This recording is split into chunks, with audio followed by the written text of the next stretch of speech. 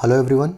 तो थंबनेल देखकर आपको समझ में आ गया होगा कि इस वीडियो का डिस्कशन जो होगा वो इस टॉपिक पर होगा कि आपको कितने महीने का करंट अफेयर्स कवर करके जाना चाहिए अपने प्रीलिम्स एग्ज़ाम में। ओके, आपके कमेंट्स के थ्रू मुझे ये समझ में आ रहा है कि इस क्वेश्चन का आंसर सबसे ज़्यादा लोगों को चाहिए, तो इसलिए मैंने सोचा कि इस पर एक छोटा सा वीडियो ही बना दिया जाए। ओके, देखिए करंट अफेयर्स का जो भी अब तक का ट्रेडिशन रहा है, ठीक है, इस तरह के एग्ज़ाम्स में जनरली लोग करंट अफेयर्स जो है 1 साल का करंट अफेयर्स पढ़ के जाते हैं। ठीक है, ये आप लोगों को पता होगा ऑलरेडी, इसमें कुछ नया नहीं है ना। जैसे कि अगर आपका एग्ज़ाम सितंबर 2021 में कंडक्ट कराया जाता है तो आपको जुलाई 2020 से लेकर जुलाई 2021 तक का करंट अफेयर्स करके जाना चाहिए। ठीक है, ये मतलब ये बिल्कुल ऐसा समझ लीजिए कि स्टोन एज से होता आया है ना, इसमें कुछ नया नहीं है, ये करते आए हैं एस्पिरेंट्स, ऐसे ही होता है। ठीक है, क्योंकि मैक्सिमम जो आपका क्वेश्चन होगा इसी ड्यूरेशन के बीच का रहेगा। ऐसा नहीं है कि इसके पहले नहीं आ सकता है, और ऐसा भी नहीं है कि अगस्त का नहीं पूछा जा सकता है यहाँ पर आपका अगस्त 2021 का। ठीक है, लेकिन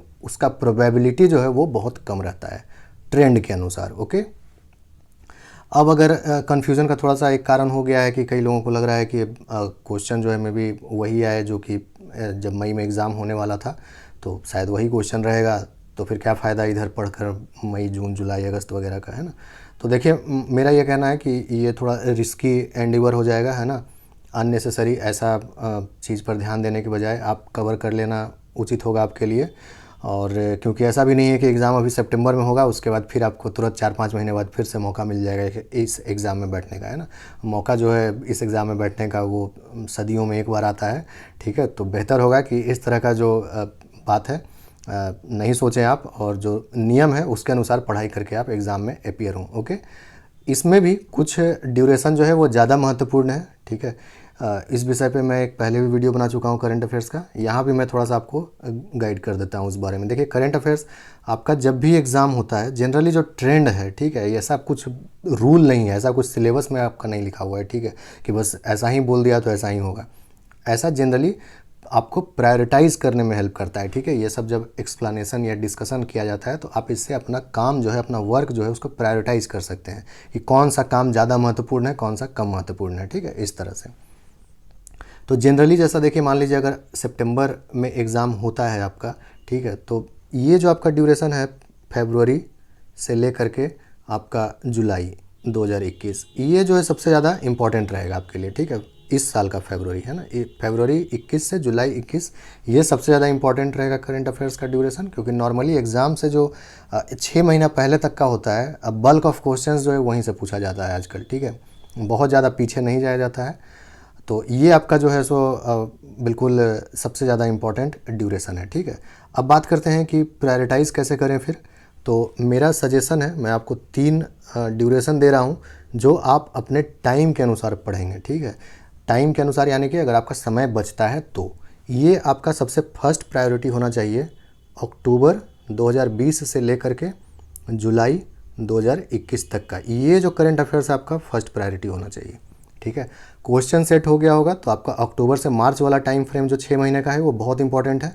अगर नहीं सेट हुआ है या फिर अगर सेट हो गया है और बदल दिया जाएगा तो फिर आपका फरवरी से जुलाई तक का करंट अफेयर सबसे ज़्यादा इंपॉर्टेंट रहने वाला है। ठीक है, तो अगर आप अक्टूबर से जुलाई तक का पढ़ लेते हैं, आप मेरे ख्याल से ये बहुत कंफर्टेबल सिचुएशन रहने वाला है। ठीक है, सेकेंड प्रायोरिटी अगर आपके पास टाइम बचता है तो, क्योंकि आपको सिर्फ करंट अफेयर से नहीं पढ़ना है, आपको बहुत सारा चीज़ पढ़ना है, टाइम बचता है तो आपका सेकेंड प्रायोरिटी होगा 3 महीने का और करंट अफेयर्स कवर करने का। ठीक है, वो है सितंबर 2020 से जुलाई तक का, पहले पिछले साल का, यानी जुलाई 2020 से सितंबर 2020, जुलाई अगस्त सितंबर, ये आपका सेकेंड प्रायोरिटी होगा। ठीक है, अगर आप अक्टूबर से पहले जाना चाहते हैं तो।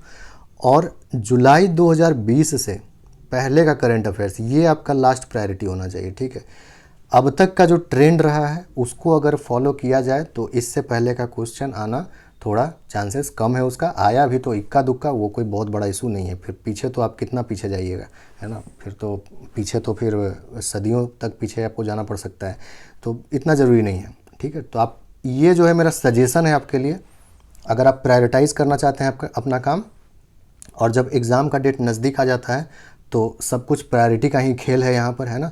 आपको आप पोस्ट गुप्ता पीरियड पढ़ना होता है आपको, तो आप सीधे हर्षवर्धन में समय देते हैं, है ना। आप वहाँ पर मैत्रकाज नहीं पढ़ते हैं, ठीक है, वहाँ पर आप मोखारिज नहीं पढ़ते हैं, वहाँ पर आप गौड़ाज के बारे में नहीं पढ़ते हैं ना, वहाँ पर आप सीधे हर्षवर्धन पर आते हैं, है ना।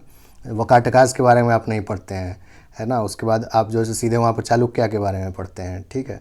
तो ये सब जो है आपको प्रायोरिटाइज करने का चीज़ है ना, कि आप जो है सो किस चीज़ पे प्रायोरिटी ज़्यादा देते हैं। और ये प्रायोरिटी कैसे तय होता है? ये प्रायोरिटी तय होता है पुराने वर्षों का क्वेश्चन देख करके, है ना, कि क्या ट्रेंड रहा है अब तक। तो ये जो सजेशन मैं आपको दे रहा हूँ उसी ट्रेंड के आधार पर दे रहा हूँ, ठीक है, कि क्वेश्चन जो है बहुत ज़्यादा पीछे से नहीं पूछा जाता है, 1 साल मैक्सिमम है, और उस 1 साल में भी आप प्रायोरिटी बना सकते हैं, ठीक है। प्रायोरिटी जो मैंने आपको यहाँ पर बताया, अक्टूबर, नवंबर, दिसंबर और इधर जुलाई तक का, यानी कि 7 महीने का। तो 7 महीने का 2021 में, और यहाँ पर 3 महीने का, अक्टूबर, नवंबर, दिसंबर, ठीक है, यानी 10 महीने का। ये 10 महीने का करंट अफेयर्स आपका बिल्कुल एकदम टाइट रहना चाहिए, इसमें कहीं कोई कन्फ्यूज़न नहीं है, ठीक है। उसके बाद ही आप फिर इधर ये सब देखेंगे, ओके। तो आई होप कि मैंने यहाँ पर आपको क्लियरली थोड़ा गाइड कर दिया होगा इस संदर्भ में कि आपको कितना करंट अफेयर्स कवर करके जाना चाहिए, ओके।